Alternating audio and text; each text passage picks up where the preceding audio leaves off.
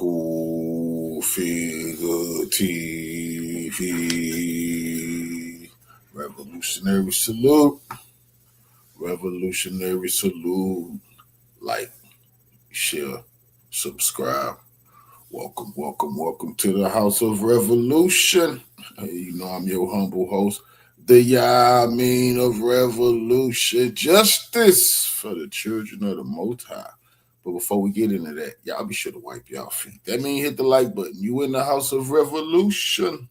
Like, share, subscribe, support the platform. Y'all, well, revolution is a way of life, and revolution is for breakfast, lunch, and dinner. I got some revolutionary dinner for y'all.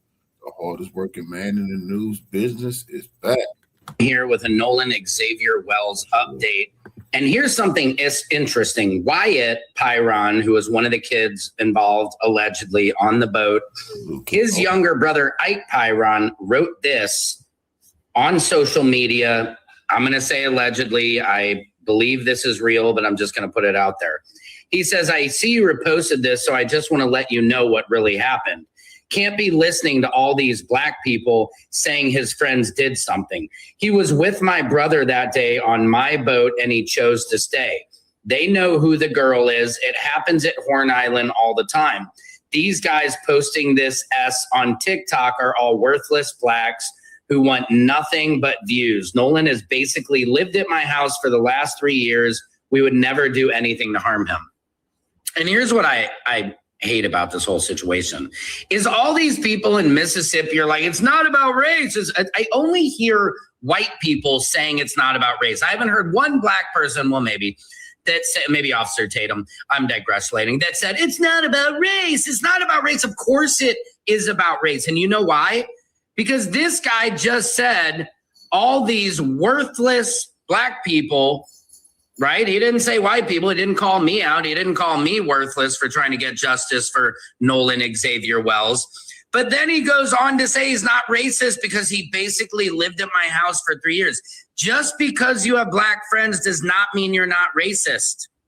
Attention. Let me say it again. Just because you have most likely a black friend does not mean you're not racist. Every single racist person always says, but I have a black friend. But can it work? Is like, I tolerate him. You know what I mean? And another thing, had it been a group of all black kids and one white kid who didn't come back and was killed, they would throw every single resource at the wall they could. And they would have arrested every single black kid on that boat. And every single person, the sheriff, the mayor, the governor, the DA, everybody, they would have been indicted. They would have been arrested, everything. They would have the book thrown at them trying to get white justice. But no. But it just goes to show everybody in Mississippi is like, we're not racist. Yes, but you have a very racist history. So you have a lot to prove because nobody trusts you. Secret Service Sam Out Sampson for president of the world. Here with a scripture that says, out of the abundance of the heart, the mouth speaks. Peace and blessings, all praises to the Most High. And the abundance of the heart of Ike Pyron is speaking. And Ike is the little brother of this pink boy, Wyatt Pyron. If you remember, Wyatt is allegedly one of the young men who was on the boat with our dear brother Nolan Wells when he mysteriously died in their presence, and they know nothing about him. And this is another picture of young Ike out there on the water with some ducks, duck hunting, killing things, as you know, the white people are known to do. Nevertheless, he has put out or allegedly wrote this post, basically trying to come to the defense of his brother and his brother's friends, as they are still silent about this matter in response to everybody scrutinizing them, questioning them, and basically accusing them of having something to do with Nolan's murder. Let's just call it that right now, a murder. So let's look at what he says again. And so this is the case. He says, I see you reposted this, so I just want to let you know what really happened. can't be listening to all these black people saying his friend did something. Let's stop right there, because we all know what the phrase "you people" and "these people" and "those people" means. It's a derogatory terms. Those people, or you with them over there. Those people is a term. These people, you people, is a term that has been used in derogatory methods and strategies throughout history. So there you see the racism kind of bubbling up there. All these black people, like, okay, we are some sort of enigma or anomaly or some sort of, mystical creatures, these black people, right? And so then he said he was with my brother that day on my boat, and he chose to say. Now, once again, there's that white privilege. He was with my brother. Now, this is allegedly the younger brother talking. So he has his own boat, right? So there's another white privileged rich kid talking about he was on quote unquote my boat and he chose to stay, which has not been verified because once again, Nolan Wells is not here to speak. And as my Jamaican brothers say, dead man tell no tales. And then he says, they know who the girl is. It happens at Horn all of the time. Now, what does that mean? What happens?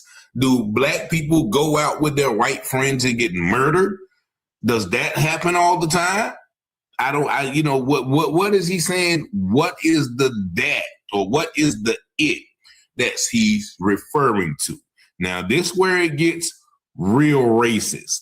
These guys posting this SHIT on TikTok are all worthless blacks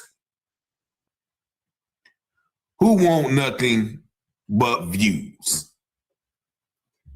And the brother Secret Service Sam made a great point. Okay, well, there's a lot of white people posting about the suspiciousness and even outright accusing your brother and his friends of murder. So are they not worthless too? Or it's just the worthless blacks? Sometimes you have to realize what is not said to understand what is being said. All of these, there are several white Asians. Everybody's posting about the suspicious nature, accusatory post regarding these white boys who was on the boat with Nolan. But it's only the worthless blacks that he feels like he needs to reference. In the last statement, Nolan would basically lived at my house for the last 3 years. We would never do anything to harm them. And let me look the young Ike Pyron allegedly in the face when I say this. Slaves live on the plantations with their masters right there in Mississippi for hundreds of years. And you know what those masters did? They harmed them. They brutalized them. They actually drowned them and fed them to alligators. So, my dear pink, unmelanated young specimen, you have to understand, just like the brother said, with the history of white people in America, not only white people in America, but white people the world over, all of the death, destruction, calamity, deceit, lies, robbery, scheming, finessing y'all have done throughout the planet. When something like this happens, we have to automatically suspect something nefarious because this is who you have shown yourself to be. Just like one preacher said, until you show me a devil that is worse than the white man, then the white man is going to be his devil. And I have not seen any group of people on earth that has done much destruction to as many groups of people on the earth as the pink man. I would have to concur. But this racism is boiling over. They can't hide it. It has to come out. You see him once again. Let's show you a little bit more of his Facebook page. Allegedly, this is him. Ike Pyron has a lot of outdoors photos. Let's see him. Maybe is that the boat that he's talking about? And actually, if you look on the side, it says killer. Killer. Okay, so he has a lot of fish. He's a killer. That's what they said. He's out here just killing stuff. Thirst for blood. And he looks very soulless in that picture right there. So, yeah, this is the guy that says all the worthless blacks. I don't see any black people in your photos. So this is he right here. And we're going to stop sharing that. But, you know, this is, once again, a case that has the nation has riveted the nation. And it is posts like this, which kind of lets you know that, yes, something probably did happen to our young brother, Nolan Wells. But y'all let me know what y'all think about this video in the comments. Y'all see the number 919-587-7782. Thank y'all for liking, watching, sharing, and subscribing to the channel. And as always, I pray you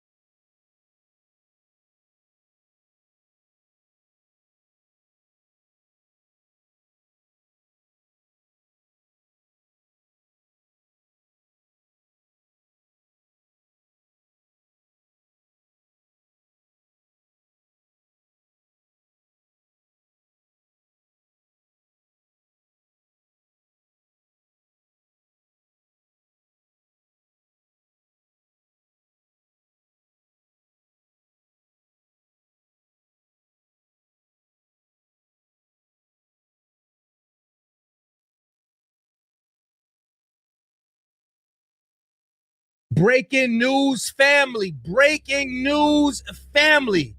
One of Nolan Wells' friends may be getting charged with manslaughter. As far as we know with the Nolan Wells case is that it's been 12 days since his passing and they have been dragging their damn feet. But the new updated information is that he may be facing charges under a maritime law. There are certain laws, there are certain rules, there are certain things that you have to go by when you're operating a boat. And you must be accountable for everybody that's on your boat. Now, the latest information that we've been getting as far as the GPS location, and we know that boat was around the same area where Nolan Wells was found. Being as though that Ben Crump is on this investigation, this might lead to an arrest, y'all. Check it out. As more information comes out in regards to the mysterious death of Nolan Wells, it gives us more understanding as to what happened that day, as well as what could happen next. On Wednesday, it was revealed that Wells' parents and representatives would meet with Mississippi DA Angel Myers McIlrath to begin looking at the next steps into the case, as the DA would confirm she would now be presenting the investigation to the grand jury. Now, upon researching what we currently know about the case, Nolan's friend and operator of the boat can now be expected to face a series of charges under maritime law. For those who don't know, in general, maritime law is a special body of law designed to govern issues on sea. Every boat and boat operators are expected to abide by these laws or face punishment. Now, one of maritime law's biggest things stressed for boat operators is known as duty of care, which is a legal obligation requiring ship owners, operators, and employers to protect crew members and passengers from harm by maintaining a safe and seaworthy vessel. Now, one thing that looks to be going under the radar is that a passenger is technically considered anyone who left with you on a boat you are operating, and at all times you as the boat operator are deemed responsible for their safety. Now, despite the circumstances that Wells supposedly wanted to stay, it still can be argued that he's still a passenger of the boat that would leave Horn Island at 4:30 p.m. And the fact that Wells was left with no communication, given that his phone was on the boat, makes things worse for the operator. Again, So this doesn't sound like it's only a safety measure that's in our communities, because I've done heard it time after time. When we were younger, our parents told us, if we leave with y'all, we come back with together. Same thing is with the law as well. a boat operator's responsibility is to return the specific passengers they brought out. Mm-hmm. Now, according to research, despite people being there on Horn Island, still does not fully excuse the boat operator from liability, but it can change the severity of the situation.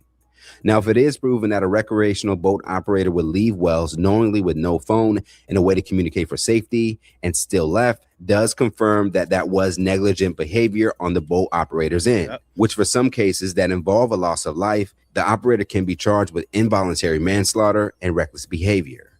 Now, another thing that would stand out for many is the already drinking that was proven to be taking place that day.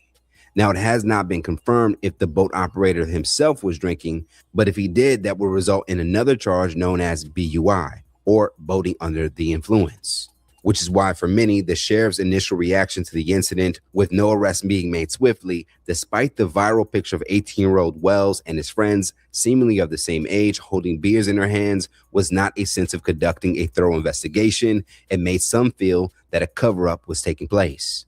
Now, in the state of Mississippi, the legal drinking age is still 21. And this is why I do not trust John Ledbetter. There was no reason for everybody to come out with that information before you came out with anything. And you didn't even come out with no information. The only thing you came out with is that I suspect that there isn't any foul play, which is no information at all. This is why we got to get rid of those people that's on this investigation and they're tied in with different people and they have racism weaved into their history. Tie it all together. If the toxicology report comes back and Wells was deemed intoxicated at the time of his death, it will multiply the boat operator's liability due to the effects of alcohol and judgment. One of Wells' friends, Trayson Shepard, who is assumed to be around the same age as Wells, would publicly confirm that there was drinking in an interview with ABC News. He said that he and his group of friends, which included Wells, had been drinking alcohol since the late morning. Now, going back to Wells being separated from his phone, in which his parents would point out was an immediate red flag. If it is proven that the boat operator ultimately left with Wells' phone on purpose without Wells' consent, it can be viewed as a level of theft. To note, Wells' family had to reportedly track his phone down to get it back. So for some, it does not appear that his phone was willingly returned. As reported here, GPS and audio have now been released from that day. And according to an extended version of the toll call made, there were about 7 people on the boat, according to the boat's operator. Now, it is unclear what specific boat was driven that day, but upon looking up the boat's vessel number, it looks to be a 2000 Triton boat, which comes in different sizes. Now, if it was also the... He said there were about 7 people on that boat. It would behoove Sheriff Ledbetter to figure out who was the other 3 people, because when anybody's thinking about who's on that boat, they automatically think of that picture, which is just 4 people. But there were 3 other people on the boat. So this is what they need to figure out. Discovered that the boat was past capacity, it can lead to another issue for Wells' friend and boat operator. Now, despite all these proven possibilities, the governor of Mississippi may have exposed himself as either not knowing maritime laws or for some is trying to cover up the wrongdoings in this case. On Wednesday night, the governor of Mississippi would finally share his public reaction and would upset viewers by stating that he hasn't seen any signs of foul play with what he's seen so far. I don't know all of the facts surrounding the case. I have yet to see a fact or a piece of evidence that suggests any foul play. But if there is, I feel confident that the sheriff's office, the district attorney's office, the members at the Department of Public Safety that deal with these crimes, if there had been one, they will find it and they will do what is necessary. Now, these people are so accustomed with not working. It sounds like he's reading the same script that Ledbetter had read, saying that he doesn't expect any foul play. But you had to identify the young man by his dental records. Make that make sense. On part of his statement, the governor would also confirm that he and Sheriff Ledbetter, who is leading the investigation, are really close. They homeboys. For many, the movement Justice for Nolan appears to be a cry out to a justice system that is supposedly to hold no one above the law, especially when people have been arrested and swiftly apprehended by police for lesser crimes. Nolan Wells will be laid to rest on Monday in Ocean Springs, and his preliminary autopsy findings, according to his family's attorney, Benjamin Crump, will be released soon after. Let's talk about it more in the comments below. As more information has come forward, what is your theory now as to what happened? I personally believe that this case has reached a point of no return. There is no lie you can tell the public that's going to cover your ass in this one, because they are so used to getting away with this, is that they feel like they're untouchable now. They're going to be found out, y'all. And the ancestors is not going for this shit no more. We are living in a time where as though Mississippi cannot get away with what they have been getting away with for so long. The days are over where as though that we just accept anything. That's over with. Oh yeah, Mississippi, yeah, we know them for doing that. Hey, look, just don't go out there. Nah. There's going to come a day where we're going to get our land back. Understand, the indigenous people was out there first. There's going to be a time where we're going to be able to go to any damn state we want to, at any time we want to. This is the beginning right here. All this shit is about to come to an end. All this little this little secret hatred and racism and doing stuff behind closed doors, it's a wrap, y'all, and this is only the beginning. Y'all get in the comment section, let me know what y'all think. Man, I hope they really find this person and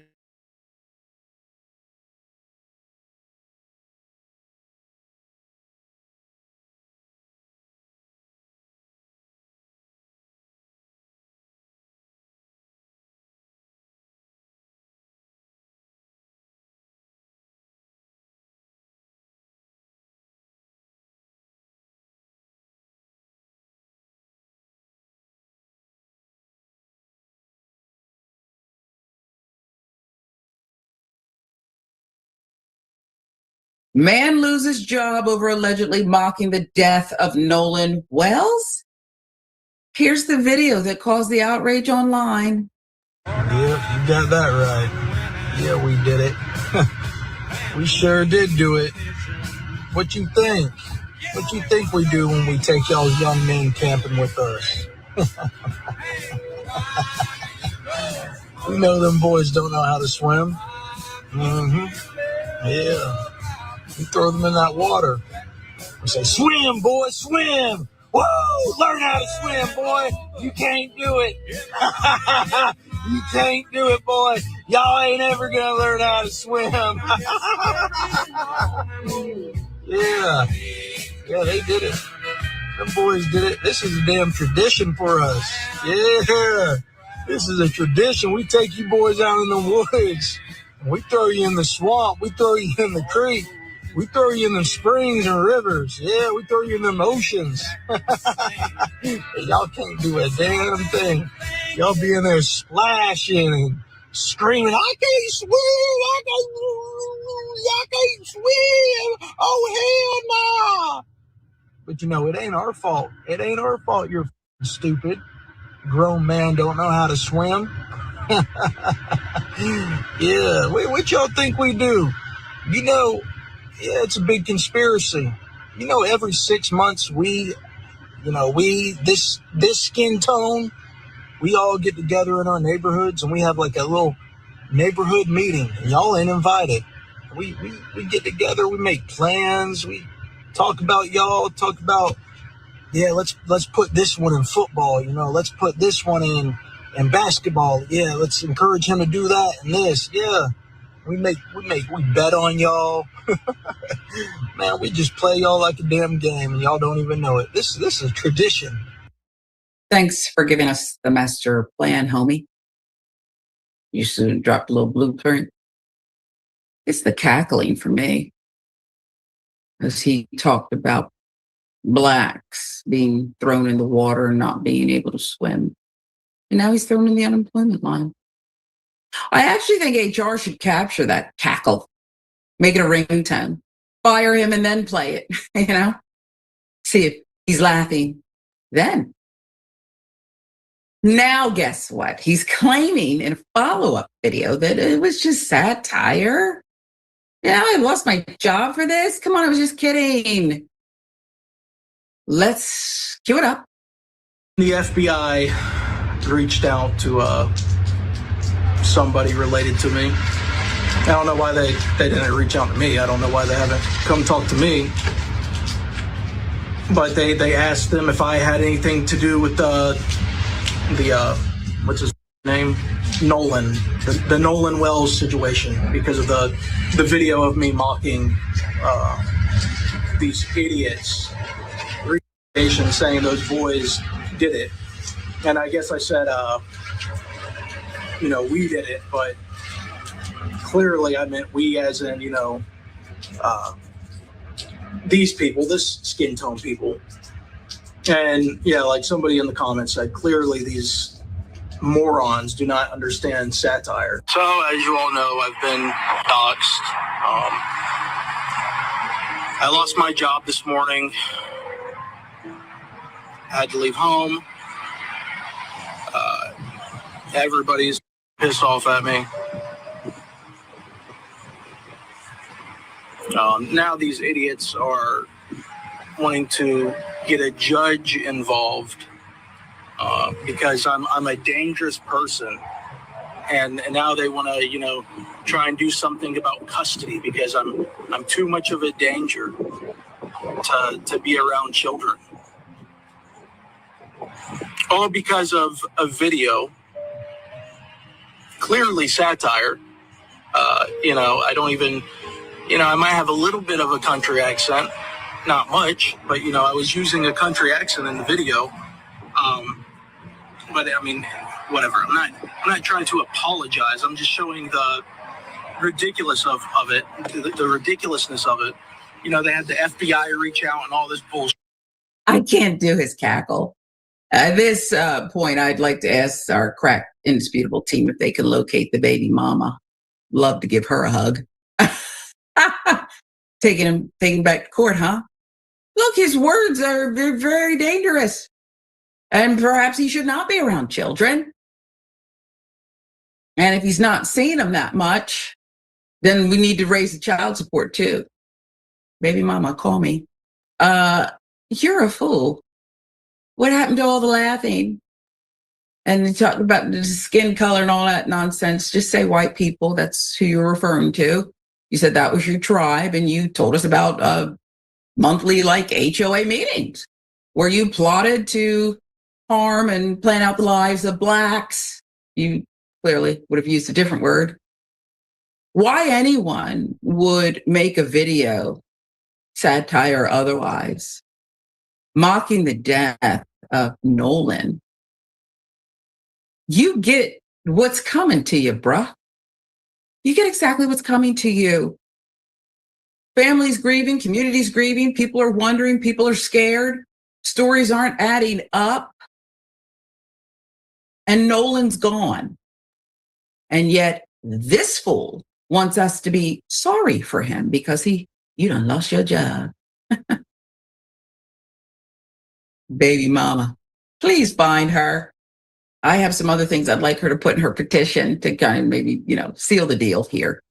Oh, and your kids are embarrassed too. How do I know? I don't. But I'm telling you, they're likely embarrassed.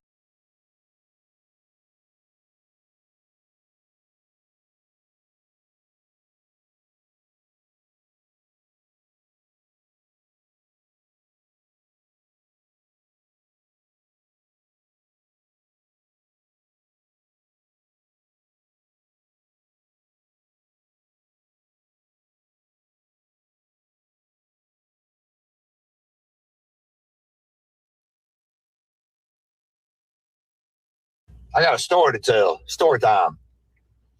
But first, this boy in Mississippi, here's some pictures that's come out.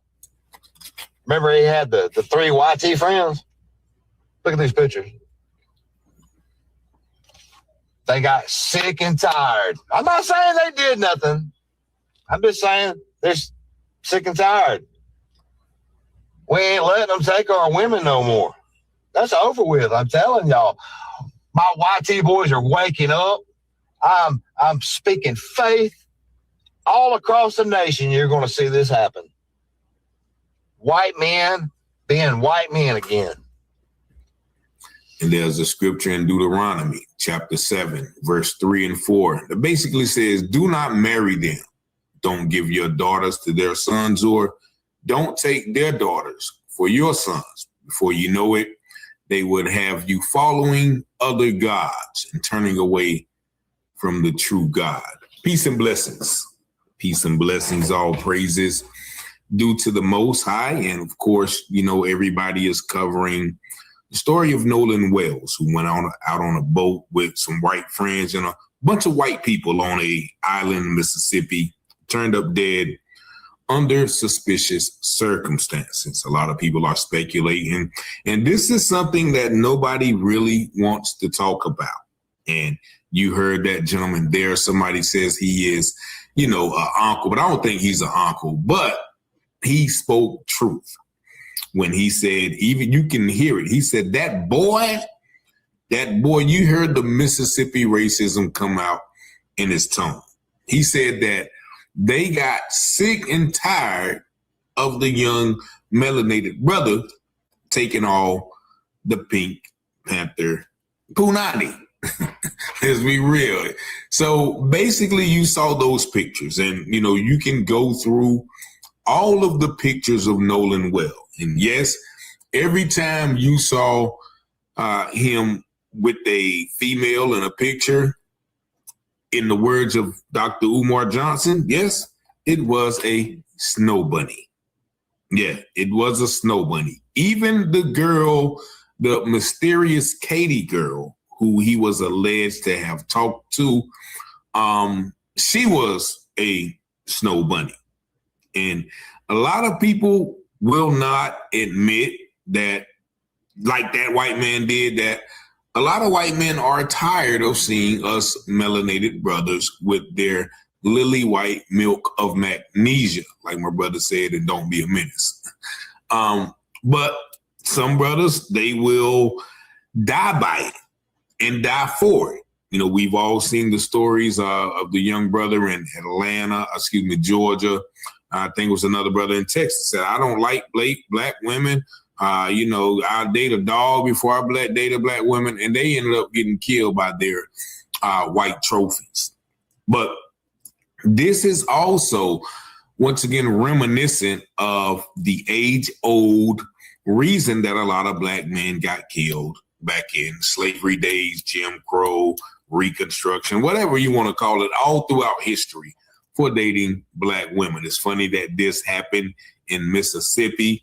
And we all know the story of Emmett Till, who allegedly just merely whistled at a white woman or spoke to a white woman, and then they came and drugged him out of the house down there in Mississippi, did all sorts of horrific things to him, and nobody ever was held accountable. And years later, I think that lady name was Catherine somebody, she admitted that she had lied about it for whatever reason. And so with this case, we can't ignore that fact that on that island, he was allegedly talking to a white girl all throughout his pictures.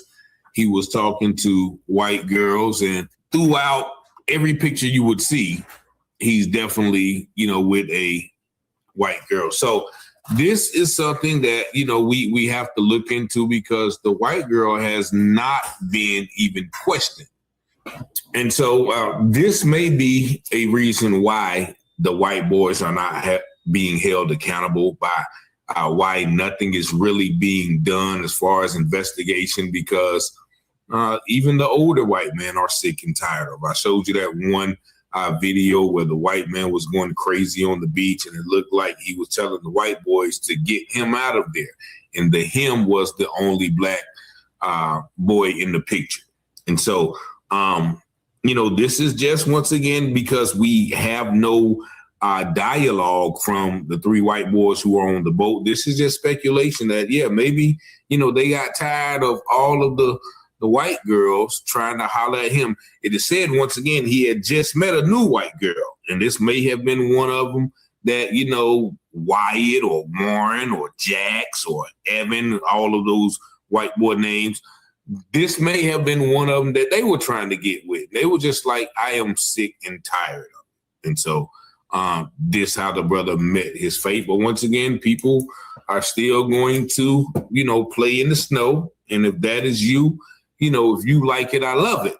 But, you know, I just have to repeat what the scripture says. Deuteronomy 7:7-3. Do not give your sons to their daughters, or do not take their daughters for your sons, or they may turn you away from following me to serve other gods.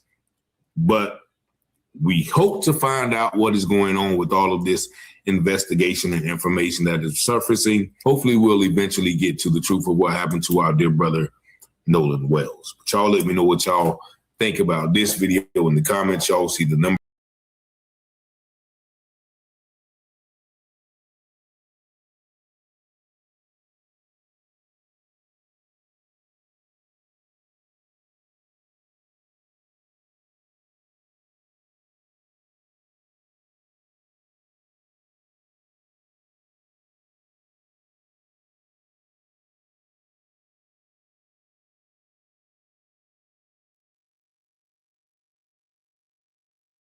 Continue to be steadfast and try to get to the truth. Tonight, the parents of Nolan Wells and their legal team, led by attorney Ben Crump, received some assurances by the thoroughness of the investigation. As tips pour in, we're getting about 50 calls a day to 100 calls a day. It's been agreed Wells's cell phone will undergo a mutual inspection by the DA's office and experts from Crump's legal team. So the hope is that when this is presented to the grand jury, all relevant witnesses and evidence will be presented to them so that we can have a fair and impartial investigation. The phone could be a key piece of evidence in the investigation, as Wells's mother expressed concerns about possible deleted material. So when me and my sister went through it, there was nothing. No saved videos. There was nothing in there. The 18-year-old college football player was last seen on July 4th on a boating trip with friends to Horn Island, 10 miles from Mississippi's Gulf Coast.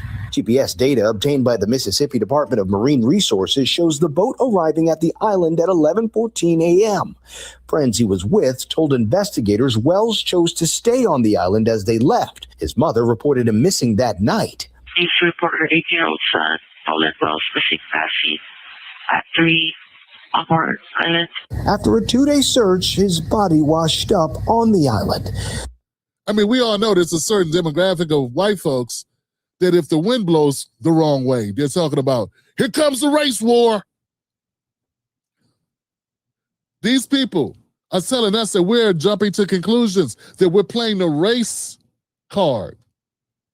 We're making it racial. These are the same people that complain when they see too many black people for their liking in Life cereal commercials. But we're making it too racial.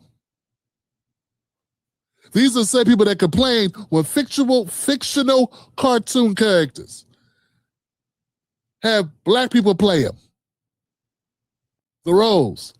But we're too racial to look into what happened to that one black kid in that picture.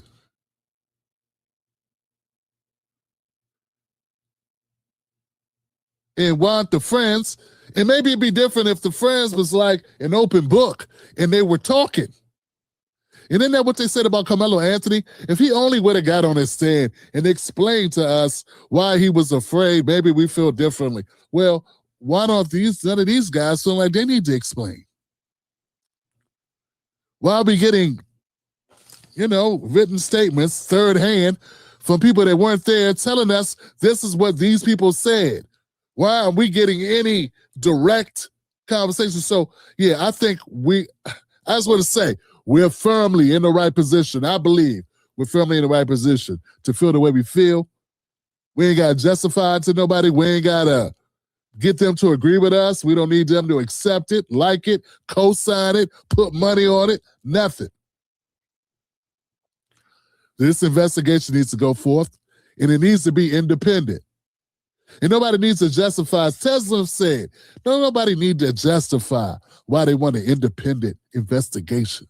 That's the whole point in having an investigation. And what Attorney Crump we are having an investigation, though, correct? And what that's exactly it. And an independent investigation in addition to what Mississippi has done or not done. And why would you or anybody else have an issue with a family wanting to have an independent investigation? I don't. You jackass has been doing an independent investigation into Charlie Kirk for about 9 months. About 100,000 people have been independently investigating the death of a man you saw on film.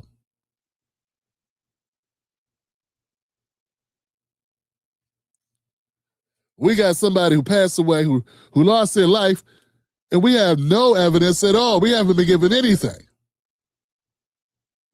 And so naturally, people are going to be coming up with theories.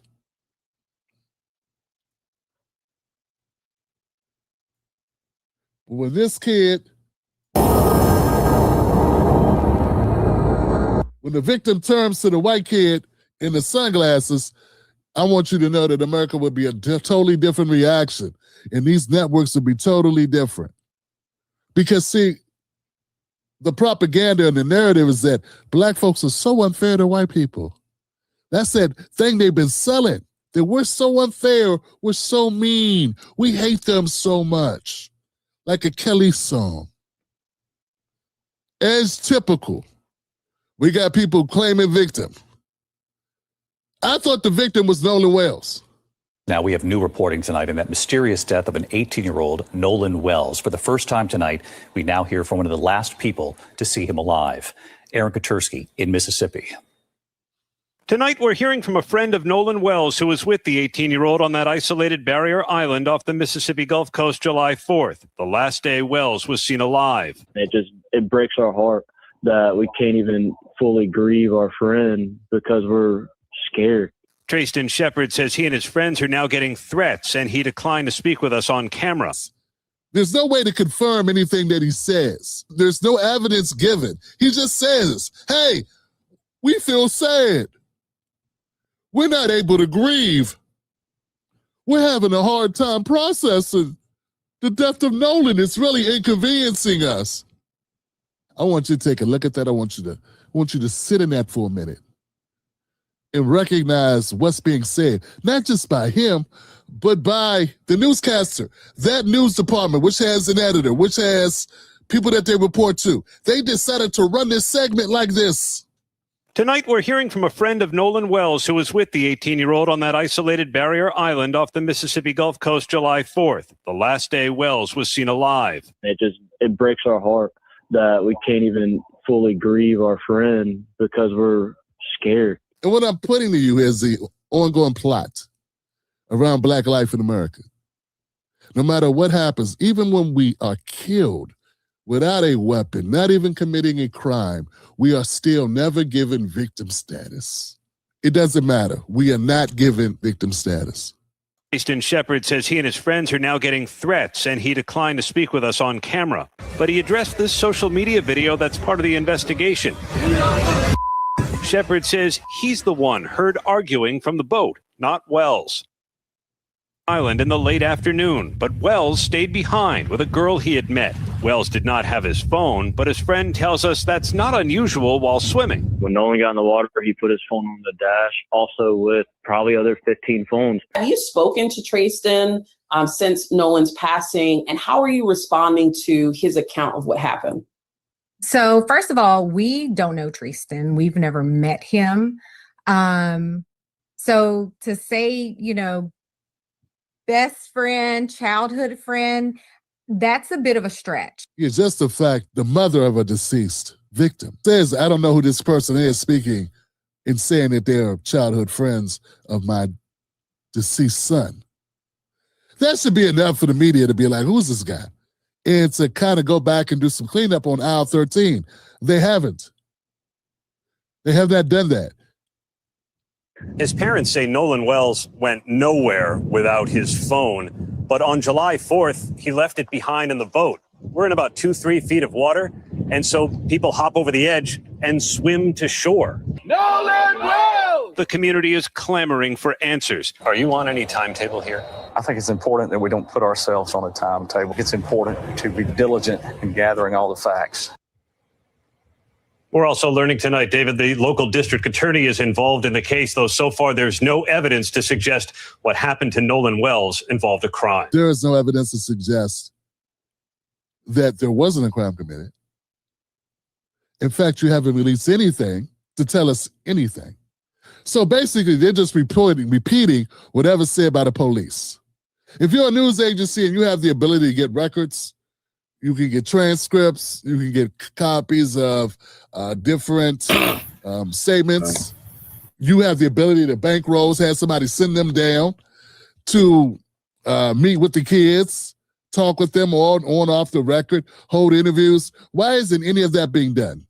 Instead, what CBS and ABC and CNN and MS Now, what they're doing is they're sitting back with millions of dollars at their disposal, where they could actually do their own investigation, where they could go and have these conversations, and they're not. They're just sitting back and reading police reports going, oh, the cops said this,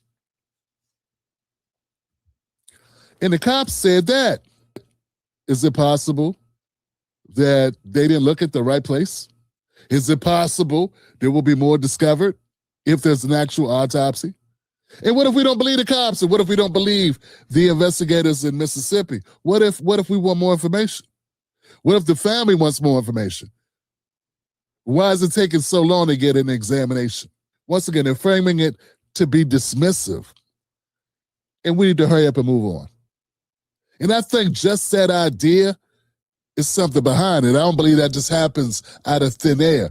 I believe that's the narrative they want to paint in order to produce a certain reaction out of the public. I found it suspect that one, we got this guy Trayson coming up saying he was a close childhood friend. I don't even think people call themselves close childhood friends. I don't think that's the type of language people use. He probably said, hey, I know Nolan for a long time. We went to middle school together, or we went to high school together, or we went, I know him since the 3rd grade or the 5th grade, or, I never had a sleepover at his house. He's never slept at my house. I never went to picnics or vacation with his family and vice versa. That's why you don't see me with his family. So really, how close is he? Anybody here had any close friends growing up? I had a close friend growing up. His name was Rodney. He lived next door to me.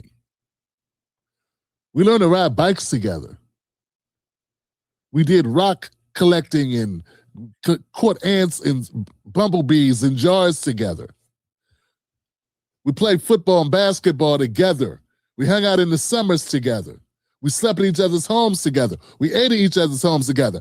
That's a childhood friend. How are you a childhood friend if the family going, who the hell is that? But a childhood friend carries a certain weight, doesn't it?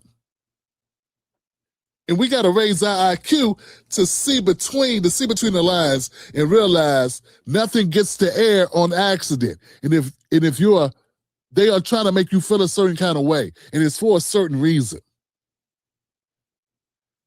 They do not want black pain to be considered.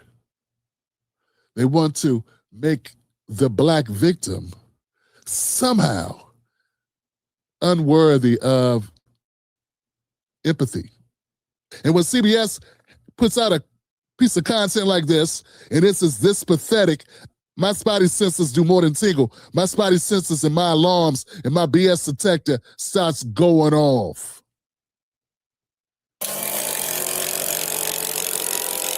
Suspect. I'm on 10. Because I don't believe corporate narratives. I don't think this boy was that close to Nolan. And I don't think that boy's life is in jeopardy. And if it is, call the cops. You're alive and well at home. Nolan Wells is deceased. That's the victim, Now you and your friends, we should not demonize each other for having a different opinion if we're all looking for what happened with Nolan Wells. My only problem is when people dismiss that any thoughts that this could have been foul play, it's crazy talk. Meanwhile, they will stay with bated breath, watching people that have no inside information at all talk about Charlie Kirk for a year. And that's considered fine. They got a whole industry discussing what happened when it happened on camera. We have a young man, 18 years old, who just winds up dead, and we want to know what happened. And it's not just him. It's a compounding effect of the different fatalities that have occurred of Black Americans in a close amount of time that has us highly sensitive to this. It's not just it's the number of deaths that have happened, the number of so-called suicides, no foul plays that have us up in arms, highly paranoid, highly watchful, highly skeptical, side-eye and everything, because every time we turn around, someone Black is dead and we are told nothing to see here. Is there ever anything to see here when it's us?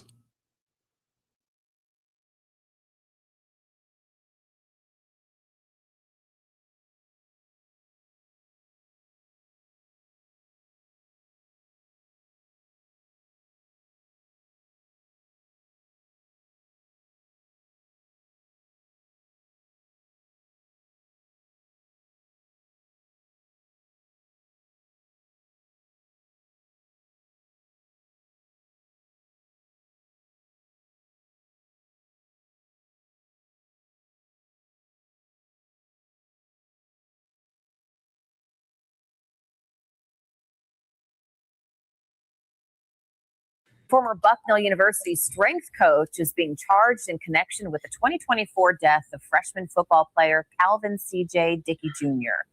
Mark Kolbis is facing aggravated hazing, involuntary manslaughter, and reckless endangerment charges. Investigators say Dickey Jr. collapsed during his first workout after intense exercises and died 2 days later from a sickle cell-related condition that experts say is easily prevented and even reversed by stopping exercise. Peace and blessings. Peace and blessings. All praises to the Most High. And more than 2 years after the death of young C.J. Dickey, the coach, Mark Kolbis, has finally been charged in his death. And honestly, if you look at the face of this man, it looks very cold, indifferent, sadistic, evil even, in regards to this case. Now, once again, this happened in 2024, where the freshman was attending his first practice at Bucknell University.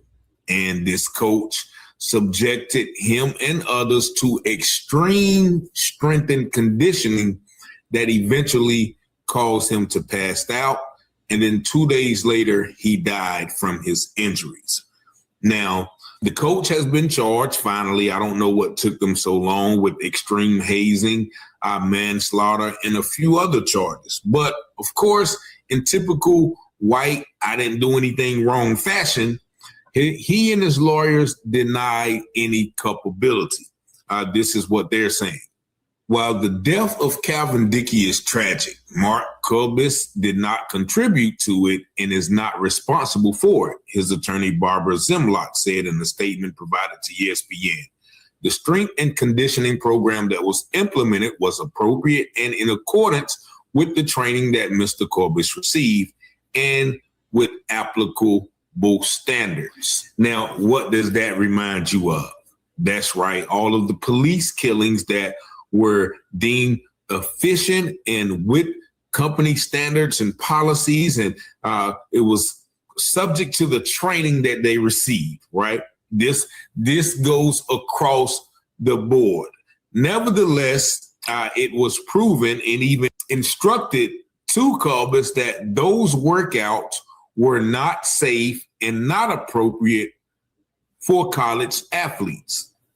It says here, Culber subjected Dickey and other players to 100 up downs and several full-body plank drills in spite of training and direction from other coaches that such exercises were not appropriate or safe for use as part of training, according to the Attorney General's statements. Dickey was visibly struggling, and Culber did not summon help until Dickey passed out, the Attorney General's office said. The facts showed this was an intentional, deliberate hazing perpetuated by a coach who knew CJ's health condition made him vulnerable to extreme workouts. Attorney General Dave Sunday said, the facts showed this defendant received information about CJ's health condition, along with training about the NCAA anti-hazing standards, and disregarded that information.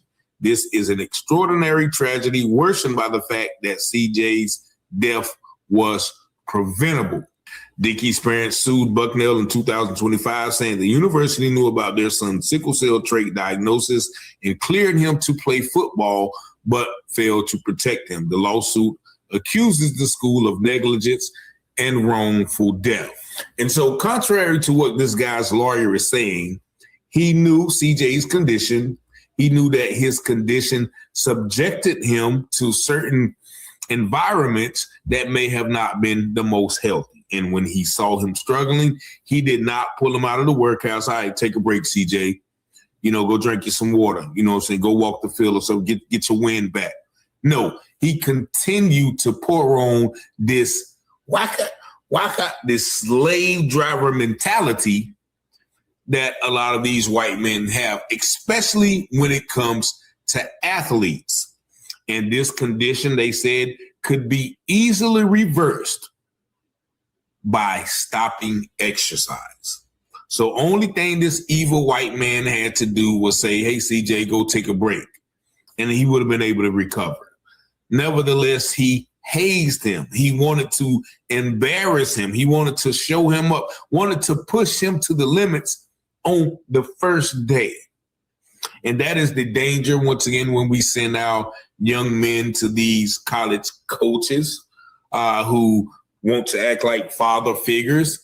And sometimes they demean players. They push players to their limits. They berate players. They dehumanize players as nothing more than assets to their program, i.e. slaves. And so I am happy that they finally charged this man, of course, with lawyers and procedures and, probably going to end up pleading and getting a 30-day probation sentence or something. But hopefully the family will get some compensatory justice in the form of a monetary settlement because of the preventable death of their son. But this guy, he just looks evil. And, once again, we have to pay attention, to the welfare and the health of our student athletes. I had a cousin who actually passed a few years back. He was 18. He was working out at one of those schools, summertime, hot, and he actually passed out and died from, a medical condition as well. So these people are very dangerous. They don't care. It's just like the slaves in the field. They worked them till they died, and then when they died, they drug them off and put another slave in his place. And so, once again, rest in peace to the young brother. Condolences to their family, and hopefully justice is served in this matter. But y'all let me know.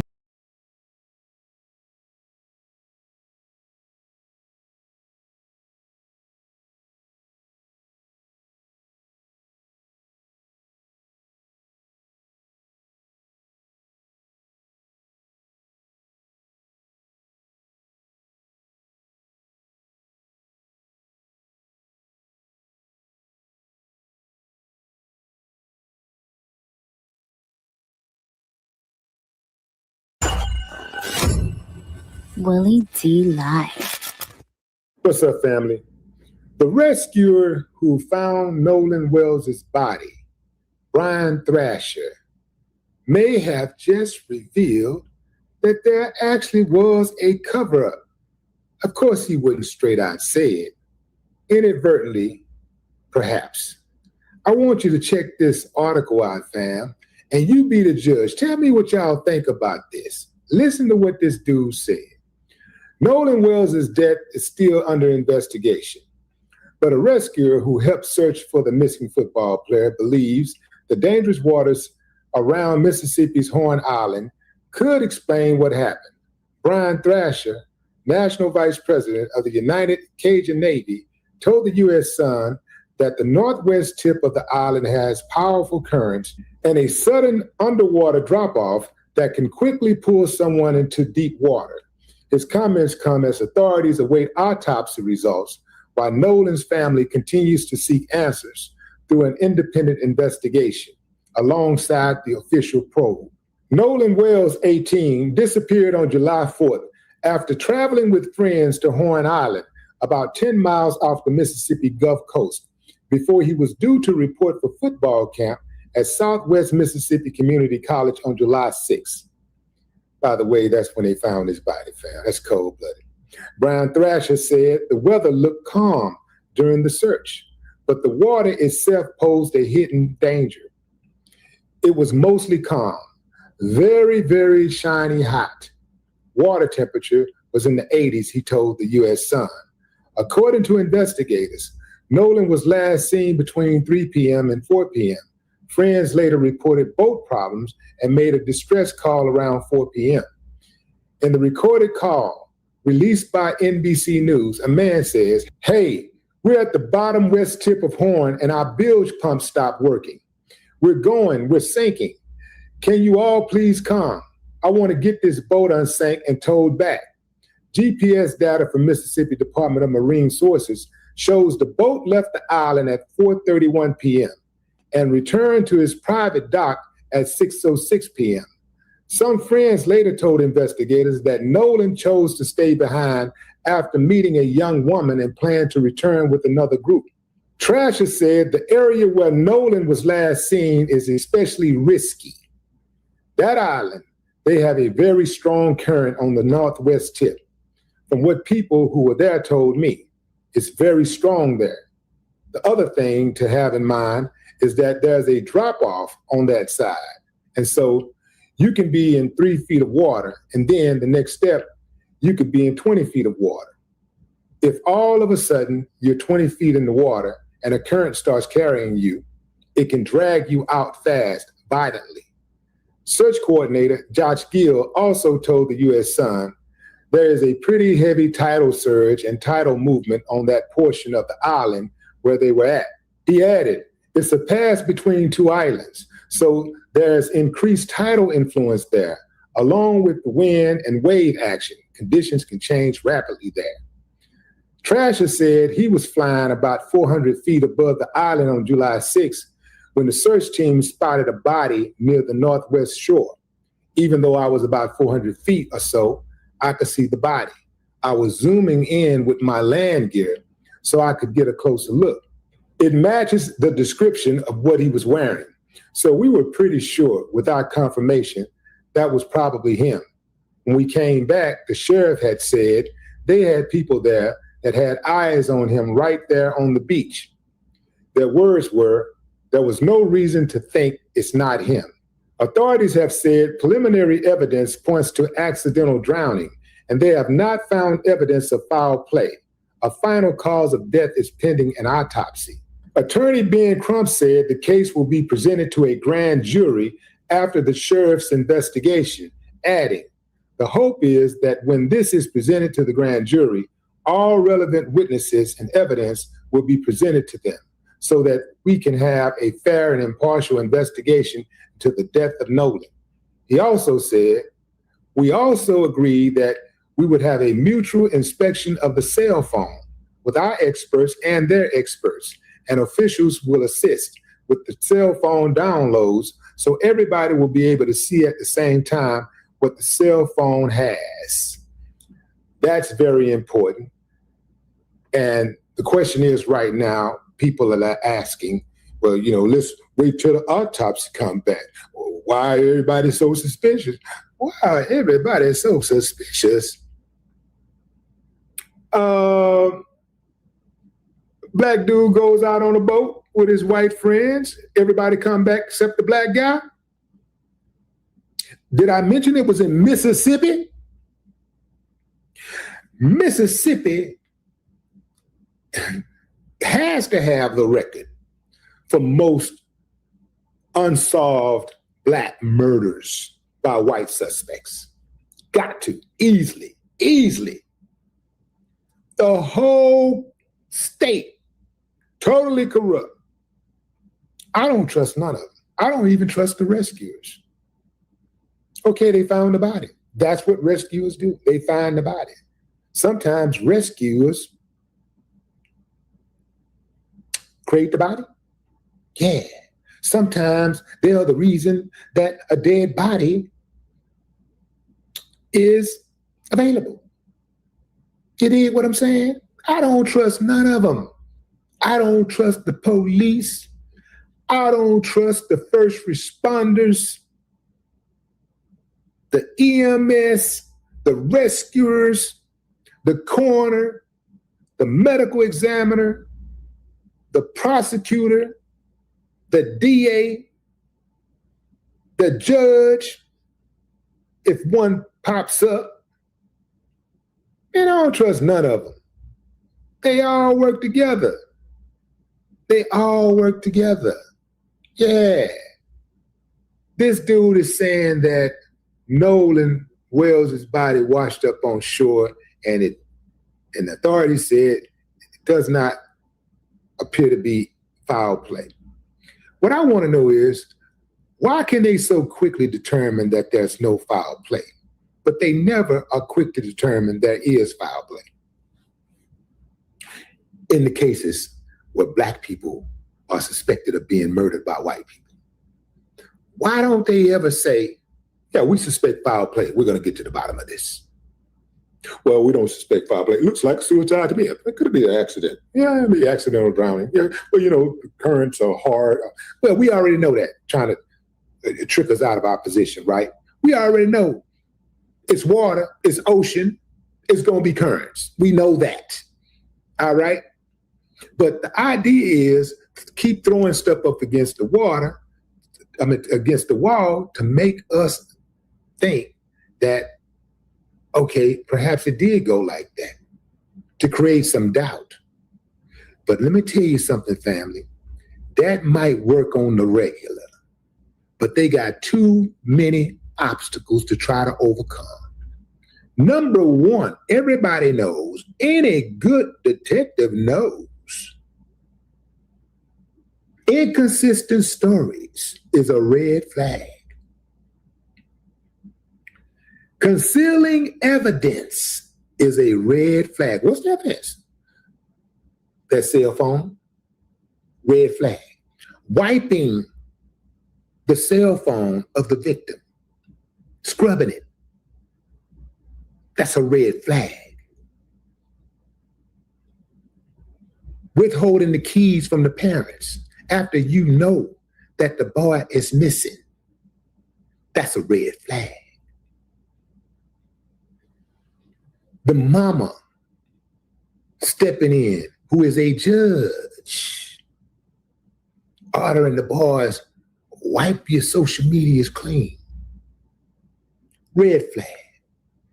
Look, if it was all straight, everything was on the up and up, you wouldn't have all these red flags. You might have one or two questions people have, but you're not going to have all of these red flags. I wouldn't be surprised if the rescuer was just being on code. I wouldn't be surprised at all. Remember, he's in Mississippi. Remember? This is why it is extremely hard for black people to get justice. White folks run every level of Mississippi. Everything. They run all of it. And they work together. Do you know how many cases have gone unsolved? How many times evidence have been suppressed? How many times black people in Mississippi have been railroaded? All my Mississippi people, chime on in. Speak on it. I know you got a story. I know you got stories, not a story, but I know you got some stories. Mississippi got a different type of beast. It's a different type of evil, demons. These people are incorrigible. They cannot be helped. I'm telling you. Nolan Wells was murdered. And what's done in the dark will come to light, even if they don't indict. No more talk.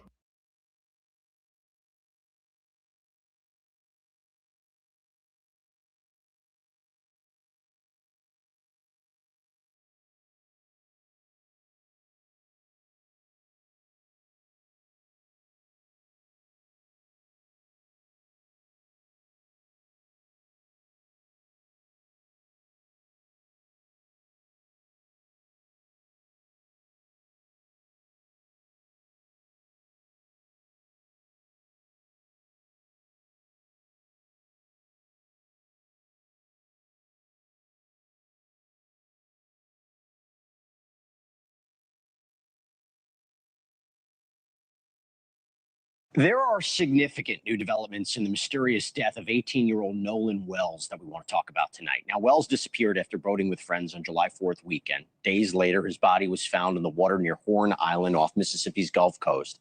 And while investigators have said that drowning appears to be the preliminary cause of death, even though the official findings from the autopsy haven't been released, his family has continued to raise questions, right? Why did he go off on his own? Why didn't he have a cell phone? How could no one help? How could no one notice? Well, today, the Jackson County District Attorney met face-to-face with Nolan's parents and their legal team for the first time. And after that meeting, the family announced that once investigators complete their work, this case is going to be presented to a grand jury. Now, to be clear, that doesn't mean charges are coming, but it does seem to suggest that jurors are going to review the evidence to determine whether any criminal charges should be filed. The family says the DA also made clear that no decisions about possible charges are going to be made until the sheriff's investigation is complete. And there's also another major development. And this involves one of the most important pieces of evidence in this case, Nolan's cell phone. The phone was reportedly with Nolan's friends. The family says that they believe content may have been removed from the device before it was returned.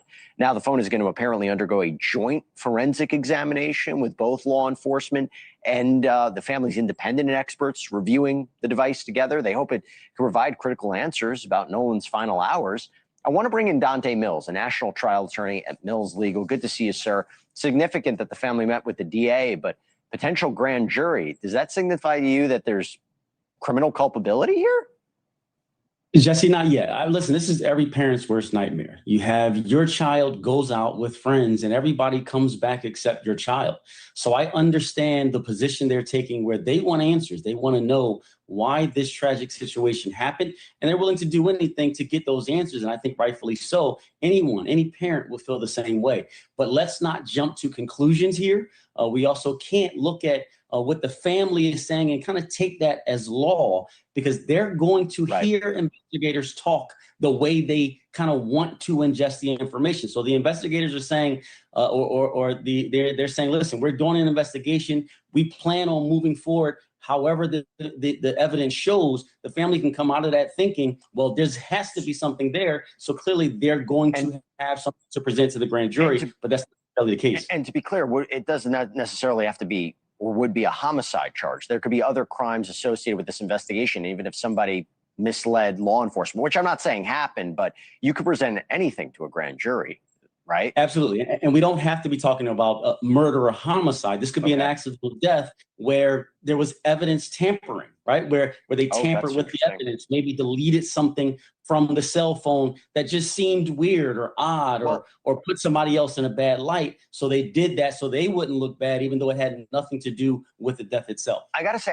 I'm a little confused by the cell phone. I've seen reports that the family hadn't initially handed over to law enforcement, and now it's going to be this joint examination, both by the family's experts and law enforcement's experts and investigators. How does that work exactly? Have you ever heard of that before? I have. I've actually done those forensic analysis of electronic devices where I've had my expert go in and capture these devices, actually get them from the investigators themselves. It's a little different than when you're talking about blood samples or something like that, when you're passing it around and you don't want to do that because it could be, contaminated. With electronic evidence, those things are going to be consistent. It's going to show when a text message was sent, what was included in that text message. There's going to be time blocks and things like that that are really difficult to change and almost impossible to change. So I've had situations where I've done investigations at the same time as the federal or state investigators to try and get that data off of phones, laptops, computers, other things like that. It's different than what you normally think of like passing around blood samples or bullet, fragments or something. Sure. Or fingerprints can be transferred or something like that. Two things. One, there's also been a lot of talk about why he didn't have his phone, right? There's some conversation, well, if he went into the water, it'd be not uncommon for him to leave his phone behind. But then if he had gone off to talk with some girl, wouldn't he have his phone? Separate conversation. If it was in the if the phone was in the family's possession or in, Ben Crumb's possession for this period of time, does the evidence have to be excluded? Is it not contaminated in some way? It doesn't. And that's just what we were just talking about. So I mean, some things are concrete, like that electronic data information of when it's or received, or if it was deleted. If, say, for example, the family got it and someone's saying, the evidence is bad because the family could have added that, there's going to be an electronic footprint of when that text was sent. So if it wasn't sent before the death, then obviously it wouldn't be included in any investigation involving the death. That's a little different when you talk about how high stakes those electronic data is, and how actually it shows you how beneficial it is to have that, because that's concrete. Look, the family needs answers. That's the bottom line. I know they're planning an independent autopsy. I know we're still waiting for the official autopsy from the state. So let's see what happens next. Dante Mills, good to see you, my friend. Thank you. Always. Thank you. Thank you for watching. Subscribe below and download our News Nation app right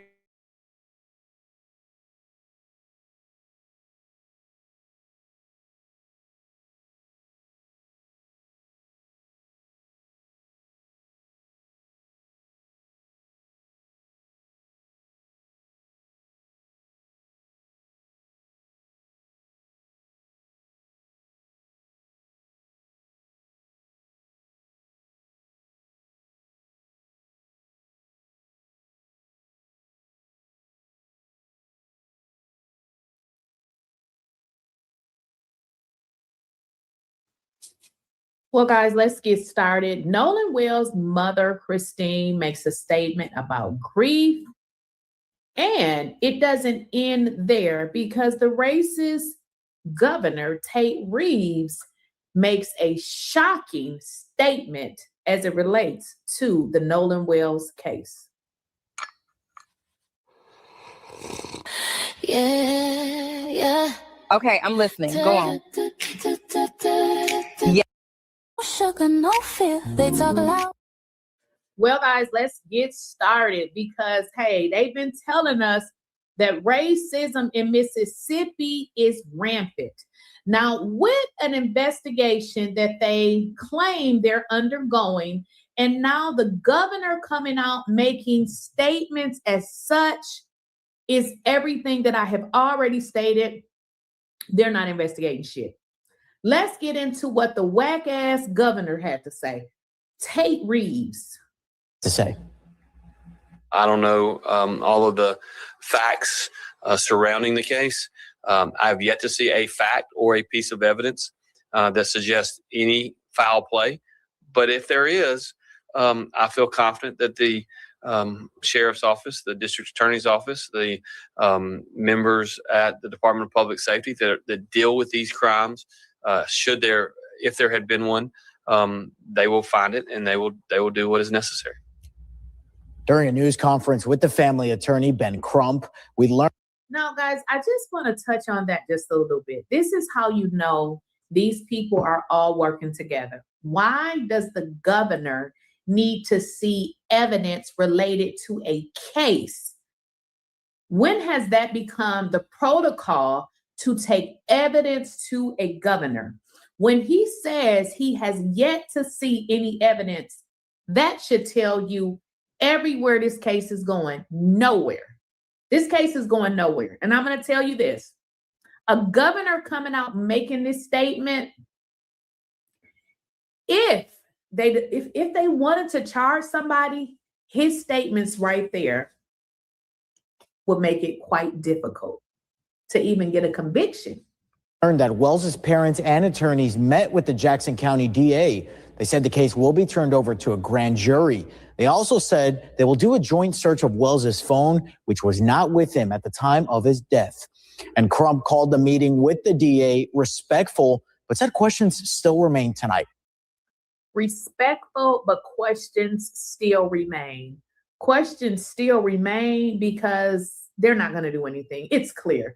The governor making a statement like that, they're not doing anything. Only thing they're doing is pretending like they're doing something.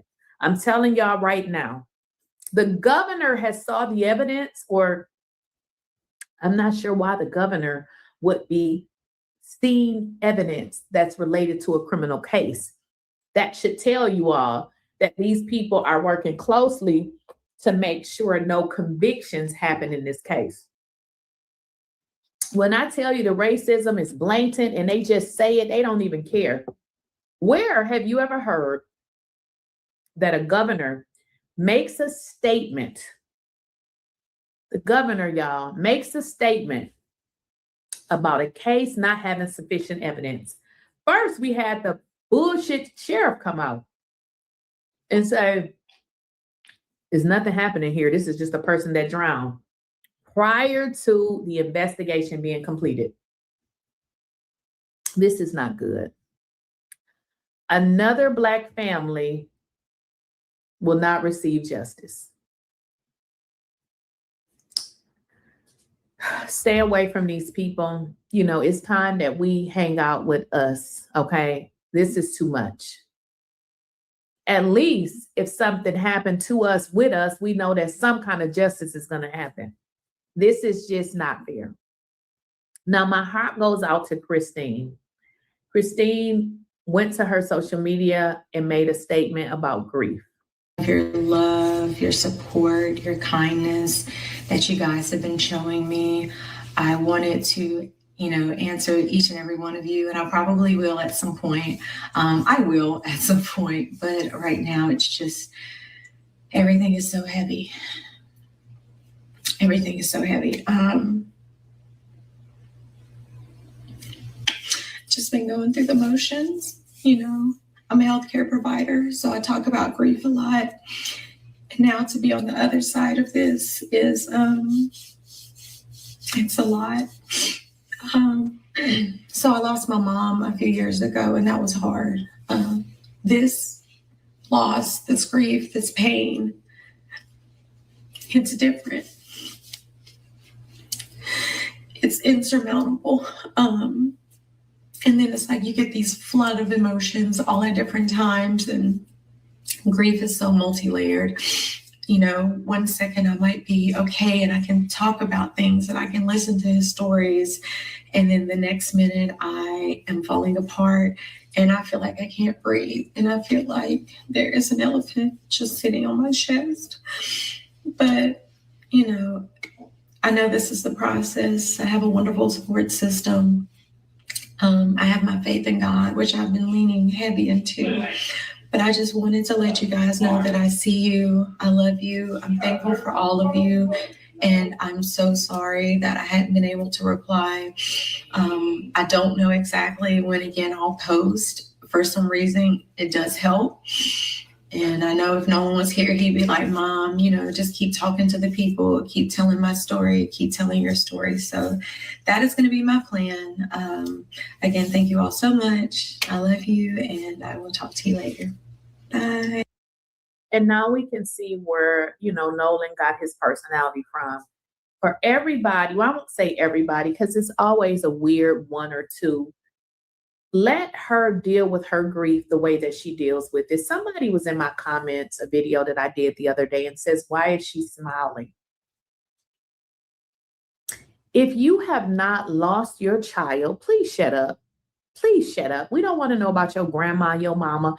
If you have not lost a child, shut the F up, okay? Because hopefully you won't, so you won't have to experience it, okay? People have different stages of grief, and we all grieve different. Some person may be extremely guilty, all while dying in the inside. Let her deal with her grief. You don't have a right to say, why is she smiling? What is she supposed to do? Cry for the rest of her life? She has to find a way, even in this difficult situation, to get through it. It's not going to be easy, but she has to. You know, she still has her other kids, her husband. Now, she's never going to be the same, but she has to. As she even said, my son, keep in mind, her son loved her. He don't want her to suffer. And neither should the people in the comments that's saying, why is she laughing? So we're never supposed to laugh again if something devastating happens in our life. My heart goes out to Christine. Christine is a beautiful spirit. But this governor, this piece of SHIT racist governor, if you live in Mississippi and you don't get your tail out and vote, you ought to be ashamed of yourself. Because I'm not sure how y'all allow these Klan members to be in leadership positions. Let me know what you guys think in the comments. Make sure you're liking the video. Enable your bell notification. If you enable your bell notification, it makes you get notified whenever I go live or when I upload a video. The next thing I need you to do, share the video, like, comment. Like is hitting the thumbs up, all of that great stuff. And as always, I will catch you guys in the next video. Yeah. Okay, I'm listening. Go on. Yes, I'm typing it all down.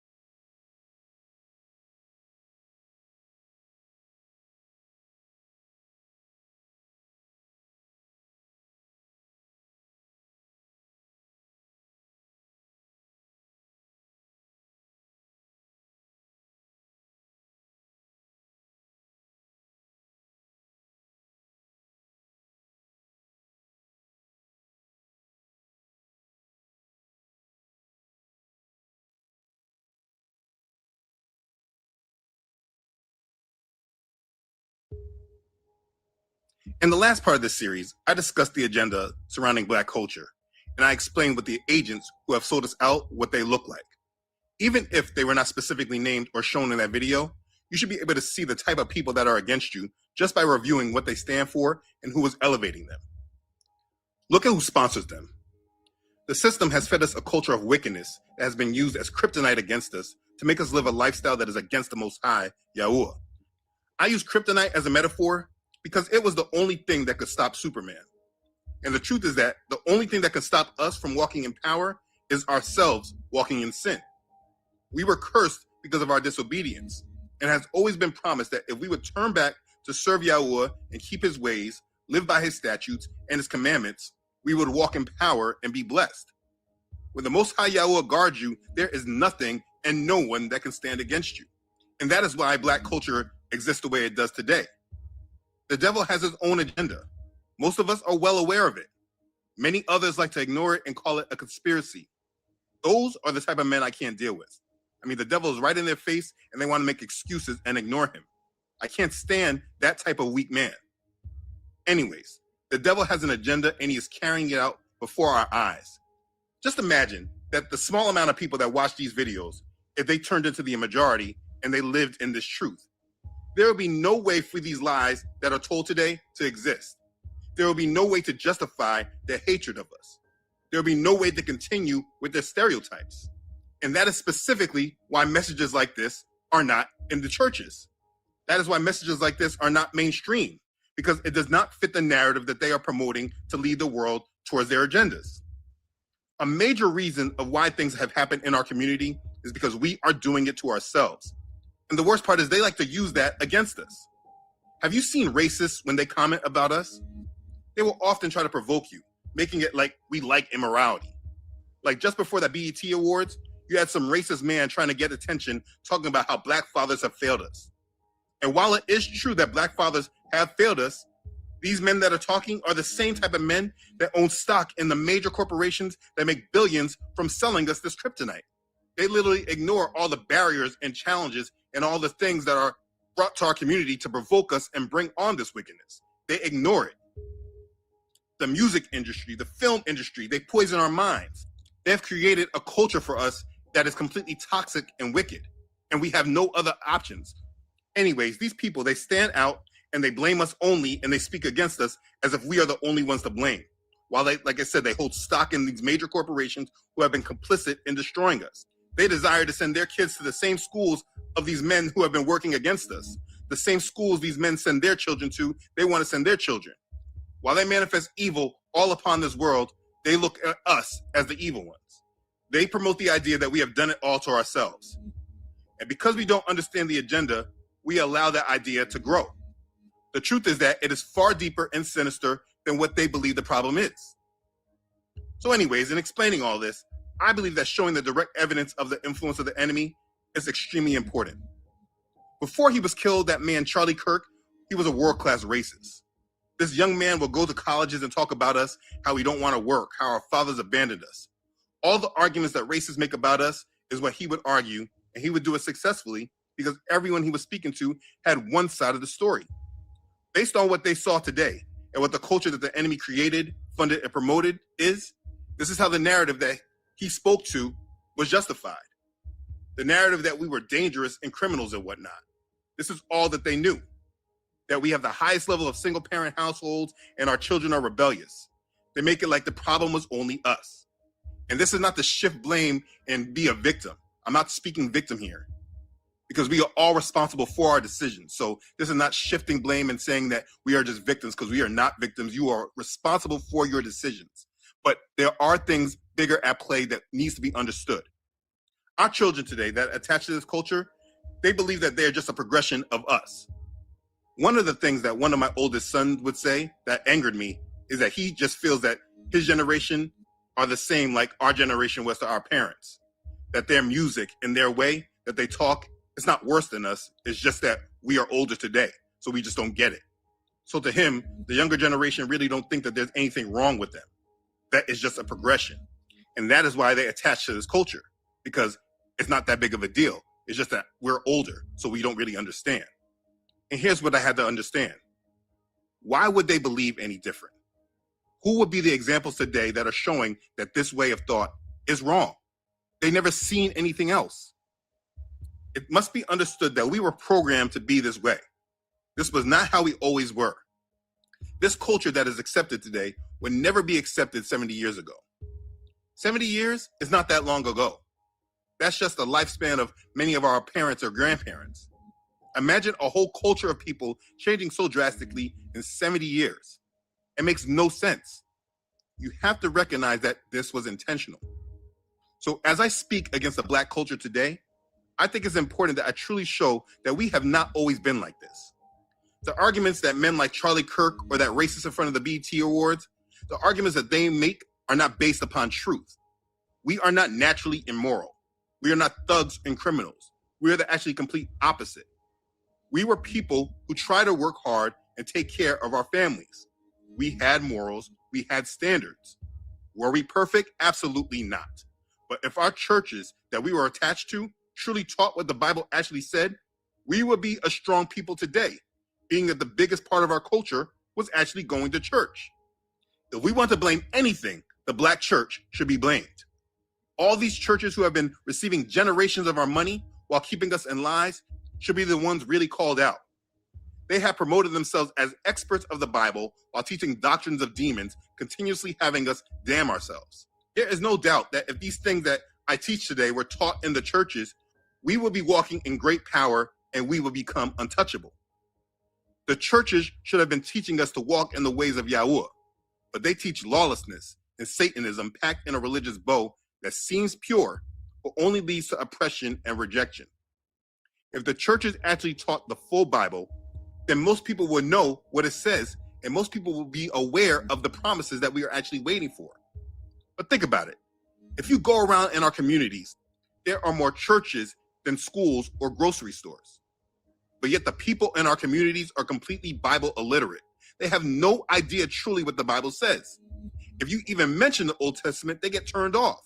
They hate you for speaking against the customs that the slave masters built. I mean, do you really think we are celebrating Christmas before we were taken as slaves? What are you celebrating at Thanksgiving that you can't celebrate every Sabbath or on the feast days in the scriptures? You celebrate because the system gives you a day off. This is called control.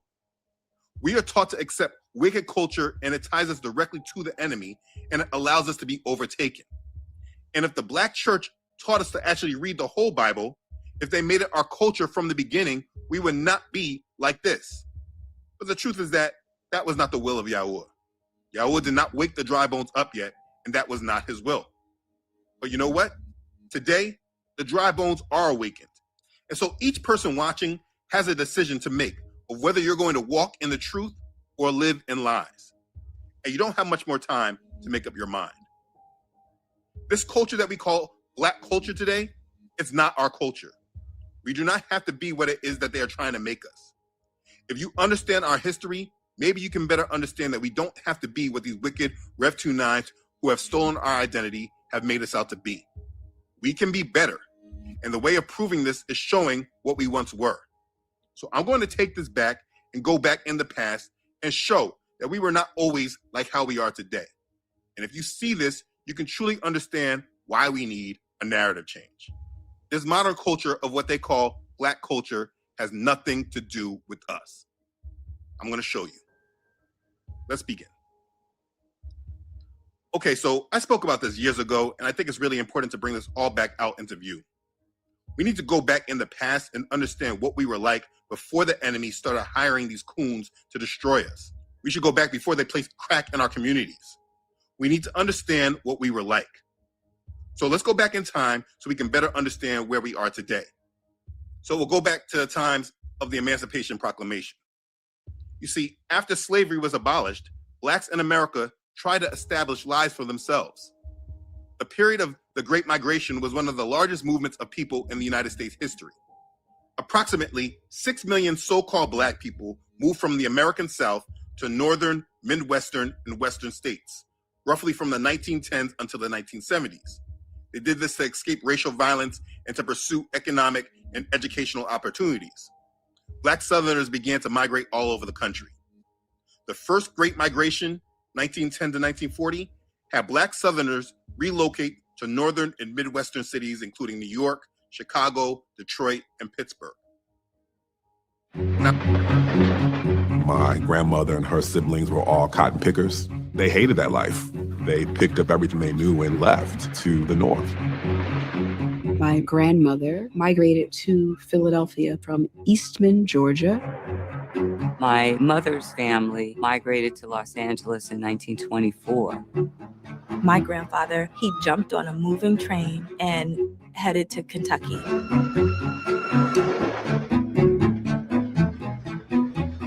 I think migration is freedom to Black America.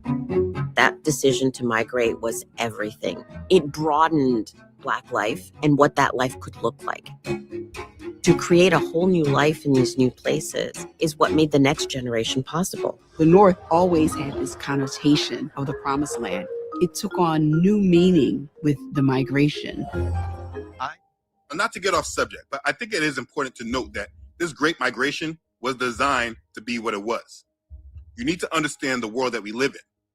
At this time, the robber barons, I'm speaking of the Rockefellers, the Morgans, the Carnegies, the Vanderbilts, they were a major reason for this Great Migration. These men were changing the world, specifically starting in the country. This is during the time of the Industrial Revolution. So as the economics of this country started to change, there were other opportunities. Revolutionary salute to our queen, Yaya's Keys, for the donation to the war chest. Revolution is a way of life. Absolutely appreciate the love, Queen. Salute. You say excellent content, cult figure. I appreciate you helping me keep the lights on here at the House of Revolution. Salute. Opportunities outside of agriculture. So they were promising opportunities to Negroes, and because of World War I, they needed options. You must understand, this is an example of the same type of control that herds and steers us today. These people, they change industries and they change economics, and we just follow as if they are our source and they are our answer. So as they change the world and they change the economy, we just follow wherever they are leading us because we have made them our source. And that's what happened during that time, and that's what will happen in the future when this whole economy comes down. Either way, the Great Migration is important to understand because it helps you understand how your family ended up where they are today. So as I was saying, the first Great Migration, 1910 to 1940, had Black Southerners relocate to northern and Midwestern cities, including New York, Chicago, Detroit, and Pittsburgh. Now, what's important to understand is that during these times, the Black family was statistically strong. The men brought their families around the country as they moved, seeking opportunities for themselves so they could support these families. Though they dealt with a great deal of racism and oppression, those that had families, they held those families intact. I will prove it. According to U.S. Census Bureau data, in 1910, Black children raised in a two-parent household was at 72.5%, and only 13% were raised by mother only. Now, for contrast, white children raised in a two-parent household was almost at 90%, and only 5% of households were raised by mother only. And yes, that is a gap, but not as big as the gap that we shall see. The gap doesn't prove better morality, though. You see, the white families were not dealing with the oppression and the killings that our families were going through. We are talking about almost 75% of Black children were raised in two-parent households, and only 13% had a mother only. If you follow these statistics through the Great Depression and the first Great Migration, the percentages, they still held up. We are talking about 30 years of strong families raised by both parents, both mom and dad in the homes. So we are going back for me 3 generations to the era of my grandparents. And for the most part, the Black homes were still intact. So in 1920, almost 3/4 of the children were raised in two-parent households. 1930s, the same thing. 1940s, the same thing. 1950s, the same thing. Now, this data was very hard to find online. I've attached a PDF from the study I found that had this data from the U.S. Census Bureau. It's the origins of African American family structure. This is the chart used. Now, before I move on, I want to highlight some things just to make some things clear, because the numbers are important, but they don't tell the whole story. Because this gap of 72% and 90% is a big gap, I want to provide attention to a statistic. That statistic is no parents. You see, in 1880, a little over 15 years after the Emancipation Proclamation with Lincoln freeing the slaves, in 1880, Black families raised with none of their biological parents were 12%, while whites were 4%. When we get to 1910 to 1940, for Black families, it was 10%, while white families were an average of about 2.5%. So if the narrative really wants to be that even the mothers didn't want to raise our children, this is obviously a lie. There is more going on, and that's what needs to be understood before we move on. One of the hardest things to deal with from racists is the gaslighting. They put a great deal of blame on us while ignoring the boot that was on our necks. So while you review the statistics, please understand that the white households had none of the external pressures that the Black families had. Jim Crow is completely ignored from the analysis.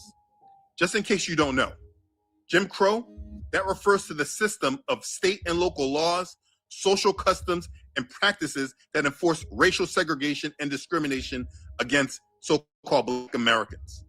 When we say Jim Crow, this was more than just segregated facilities. It represented an entire socio-political structure.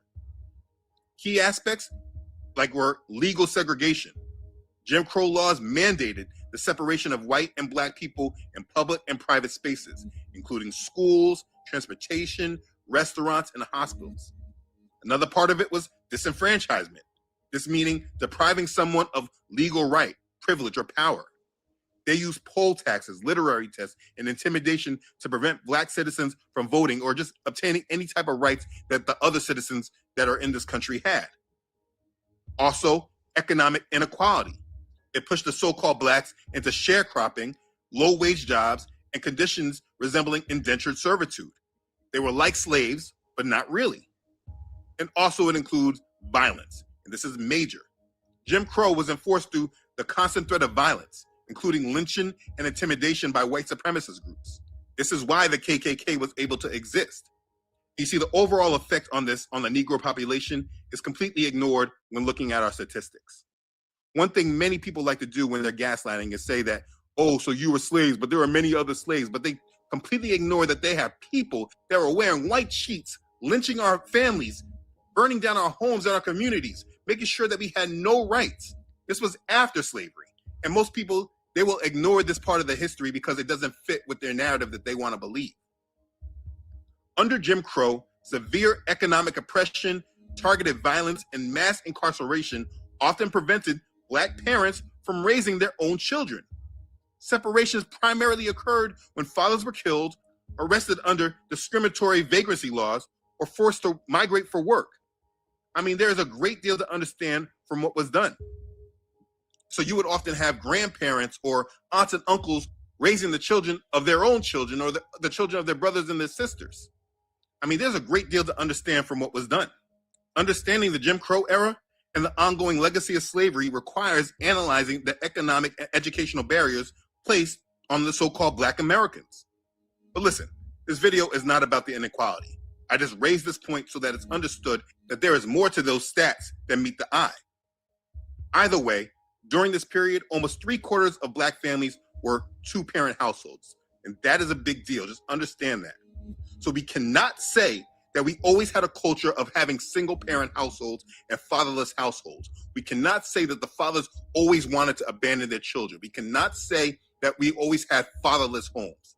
The stats tell a very different story. Because look, if we compare these numbers with what's going on today, you can see something is absolutely up. In the US Census data done in 2020, here is what is reported. In Black families, 41% of children live in a two-parent home, while 46% of our children live with a single mother. That's compared to 75% in white households, with only 16% children with a single mother. Only 41% live in a two-parent household. Almost half the children in the Black community live with a single mother. That's a big deal. Now, I'm going to go over this history, but you have to understand that over 70 years in this country, something shifted. Because just understand that the white households, they also had a dramatic shift. It was not just in the Black community. Because remember, in 1950, in white households, a single-parent household was only 5% of their community. Today, it's 16%. The numbers are very plain and easy to see that change happened within this country morally. It's just that what happened in the Black community is more dramatic.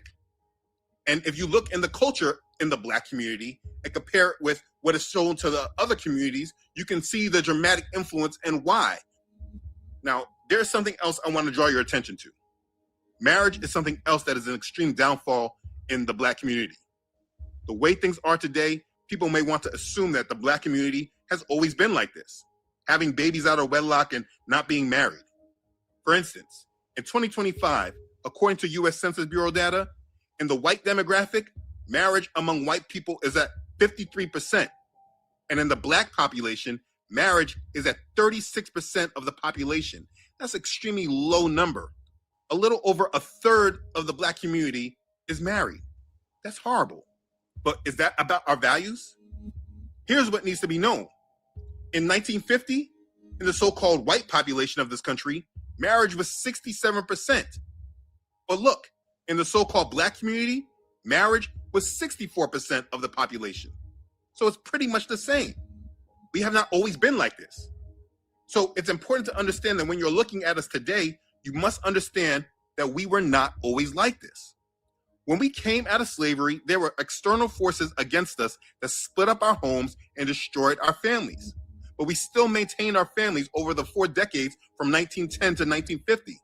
So we can unequivocally say that we have not always been like this. This is not our culture. This is not who we are. It's who we were made to be. We are the product of an agenda against us. So let's take it a little further now. Let's understand what changed. This is where I want you to pay attention. In the 1960s, right before the Civil Rights Act, this is where the percentages started to shift. The homes of Black children raised by both parents dropped by 5% to 67.7%. And Black children raised by mothers only raised 5% to 18.2%, going in the completely wrong direction. Now, in white households in the 1960s, their families got stronger. Their two-parent household was now above 91%, and still only 5% of households were raised by mother only. Now look, we will go over why, but just stay with these stats because the next 20 years, we will see the biggest shift in the Black family. In the 1980s, during the biggest point of inflation in the United States when we had a major recession, the Black family collapsed. The homes of Black children raised by both parents dropped by 20% to 47.1%. Huge drop. And Black children raised by mothers only, this raised almost 20% to 37.3%.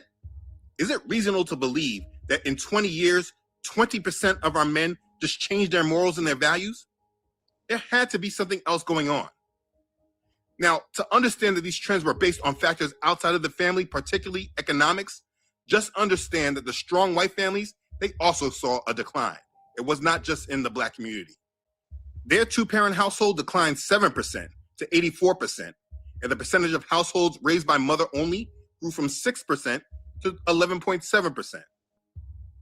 So look, I gave you a lot of numbers, but the picture, it needed to be painted for you.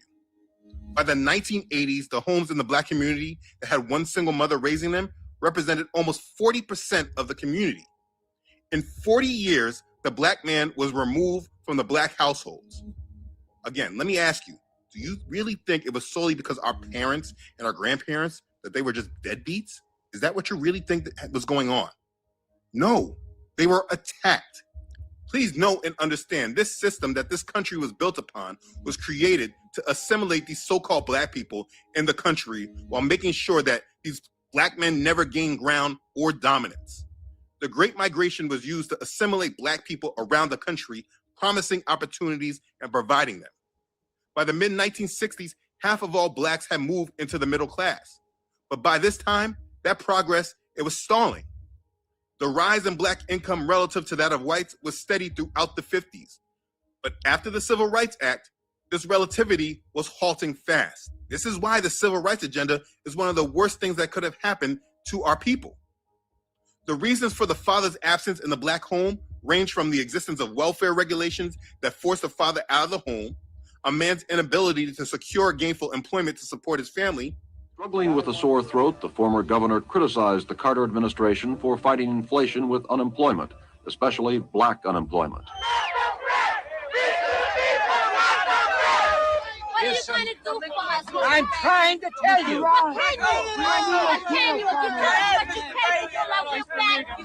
I am trying to tell you.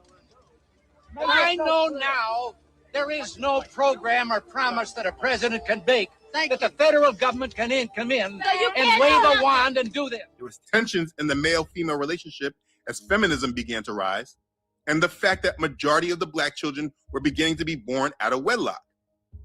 Raise your hand if you're married. None of you are married. Raise your hand if you would like to be married to your baby's father. One. The rest of you who don't plan to get married, why don't you plan to get married? I'd like to know that.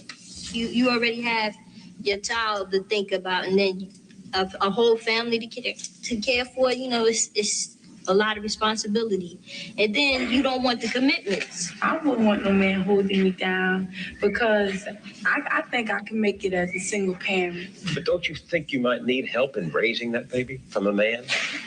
Not really. I didn't have a father.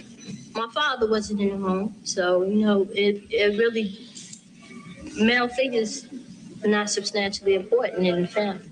The last factor was often the biggest challenge for Black men. The young Black men, they wanted to prove his manhood by creating a child. but American society denied him the economic resources to support that child. You have to understand, lack of economic opportunities led to poverty in the Black community. When there's poverty and people struggling to survive, it spurs violence and crime. Many Black men returned to crime as that was their only opportunities. The movie Dead Presidents depicted this well. When the young brother, he did his thing in the war and then he came back to no opportunities, he tried as hard as he could, but he was not able to provide for his family. But what, a pimp in the neighborhood, he was able to provide because he wasn't depending on the system. And so with limited opportunities, Black men, they resorted to crime. And look at this, though white collar crime back then was estimated to cost society over $100 billion a year, compared to the $2.5 billion from street crimes, the prisons were occupied largely by lower income Black Americans. During the 70s, whites were jailed at a rate of 43.5 per 100,000, while Blacks were imprisoned 367.5 per 100,000. The sentences of Blacks averaged 20% longer than whites. During the 70s, the unemployment rate for Blacks increased dramatically, as did the prison population. There was a direct correlation. In New York, there was something called the Rockefeller laws that very much hindered the Black community. Lack of economic opportunities and extreme poverty led Black men to desperation and crime. Again, this is not to shift blame, just explaining the conditions and what occurred. Because the funny thing is that this whole system is going to crash soon. And I promise you will see the same people that were judging the Black community, they will also be a part of the crime and the riots and the chaos when they lose everything that they have worked for and they have nothing as well. They have not seen it, so they don't really know what it's like. So we can just wait and see what happens. But anyways, in understanding the economics of that time, of all new employees entering the private industry between 1974 and 1977, 53% were white women, 26% were white men, 5% were Black women, and Black men experienced no net gain in their numbers, which is why they needed law.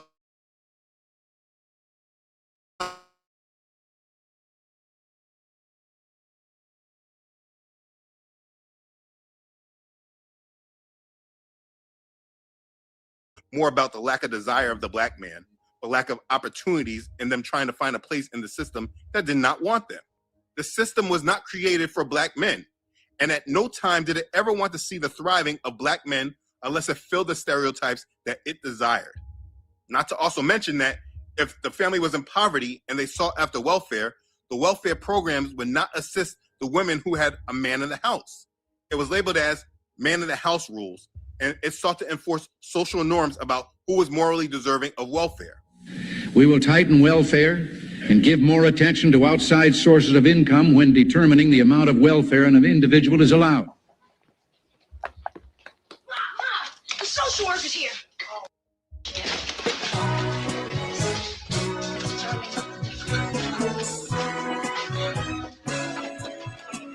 Honey, get rid of the TV and hide. Specifically, the rules prevented adult males from residing with mothers and children who received assistance. And so it was more beneficial for a woman to not be married and not live in their home than for a family to be together. If you knew about the economy during this period, there were no jobs for people, and they judged the Black man for not having a job that was not available. And in order for their families to eat, they would not receive any support if they were living inside the home. You have to understand this was intentional. Poverty and lack of economic opportunity strongly plagued the Black community, specifically with Black men. So our Black families by the 1980s were more than 50% fatherless. Black men had a high unemployment rate and lack of opportunities. And again, this was created by the system. In the Black communities of cities like Los Angeles, it's hard to imagine the situation could deteriorate further. The unemployment rate among Black adults is double the average and climbing. In many places, desperation has turned to hopelessness. Now, we by default tend to simply blame white people for this, but this was much deeper than just blaming white people. Who we were before our ancestors were taken as slaves, it was hidden from us. And the hatred and oppression that we went through was told to be solely for the color of our skin, but it was much deeper than that. This oppression and hatred was very much spiritual, And blaming white people doesn't help you understand what was actually going on. And it keeps you locked into their way of thought and still trapped in their system. The system was created by Satanists who are strongly against Black men who descended from slavery. This bloodline is what is hated. We were cursed, and by consequence, our people were oppressed. This is too deep to explain from this video. I did explain it in part 2, but this was the enemy. It should not be a blanket scapegoat of white people, though there were many in the white community that were moved through spiritual hatred that was spread. They're very close to the Levittown norm, except in one respect. William Myers Jr. and his family are Negroes in an all-white community. But the whole trouble with this integration business is that in the end, it probably will end up with mixing socially. And you will have, well, I think their aim is mixed marriages and becoming equal with the whites. We have our home here, and if the colored move in and run real estate values down, there are a lot of us, the GIs particularly, who are going to be more or less stuck with their homes. Black men were products of their environments, and they were being emasculated. They were no longer taking responsibility and dealing with the circumstances, but they became victims of the circumstances. And you have to understand, when the men tried to create something outside of the system, they were squashed and suppressed. It was very difficult for the Black man during these times, and we cannot point fingers at them. These were highly oppressive and deceptive times, and there's an extreme lack of empathy and understanding from a Christian nation who claims to love one another. Let's keep going. So now we're in the 80s, and the system is the enemy. But you know what happened? The system already knew what they were doing, and they decided now they could really recreate the Black man. There was no real influence in the Black community, and our real heroes were corrupted, whether they were in the church abandoning the Bible, preaching a social gospel, whether they were in the streets slanging, being paid to destroy the community from within, or they were already controlled through organizations like Prince Hall Freemasonry and the Black Boule, or the sellout Divine Nine organizations. The government placed guns and crack in our community and allowed our community to severely decline. Then, from the rise of mass media, the system went into our neighborhoods and picked our enemies and made them our heroes. The birth of gangster rap and hip hop culture began, and this was something that we really felt like was our own. But because we didn't understand the system, we did not know that these heroes that were being presented to us were just tools of the same system that we knew were against us. They just used our own people as a Trojan horse to overcome us. Black culture became hip hop culture, and it created a sense of immaturity in our Black men that we have yet to overcome. The point I am making is that this was an agenda against us, and we were not conscious of it. We had no knowledge or help. Our oppressors knew who we were, and they made sure that this knowledge was kept from us, and the Black churches where we all went were completely failing us. For instance, according to Gallup News, during the 1980s, roughly 40 to 44% of Americans attended church in a typical week. Demographically, weekly attendance rates were notably higher among Black Americans, around 50 to 55%, compared to white Americans, around 35 to 40%. We were always going to church, but never learning anything of the truth which will empower us or help us. We have been taken advantage of, and there are many different places to point out our fingers. But pointing fingers will not help, because in the end, we cannot blame others for our mistakes. We have barriers and challenges, yes, but in the end, it all comes down to us and whether we truly care. We cannot blame others for our situation. We can only blame ourselves and what we do about it. We have to make hard choices today and no longer be led and steered by our enemy and where he's taking us. If you look at the stats, we clearly were not always like this. But with today, 36% of our families being married and 41% of our children living in a two-parent household, with 46% primarily being raised by a single mother, we are literally doomed if this continues. You have to understand that if by chance we had another generation to come from the children being raised today, you are talking about a completely destroyed people. Fortunately, time is almost up on all this, and that will not be what comes. We have promises, and they are for those who have decided to live for what and who matters. And so my message is to tell you what these churches are not telling you. You are being distracted and deterred from the most beautiful promises. You need to wake up and stop being what your enemy wants you to be. Christianity has kept you asleep and docile while the enemy has walked all over you. There is no one walking in true power in our community that is in Christianity. The only power that they have is because they are tied to our oppressors and they answer to the children of the former slave masters. Your entertainers answer to our slave masters. Your politicians answer to our slave masters. There is no power in Christianity. Churches operate off debt and tax incentives. They are businesses. They are controlled from the beginning of their inception. There is no power in Christianity. They took out our Father's name, which is why they call him the Lord. They made a Hebrew Messiah English and put pictures of him as a white man all throughout our churches.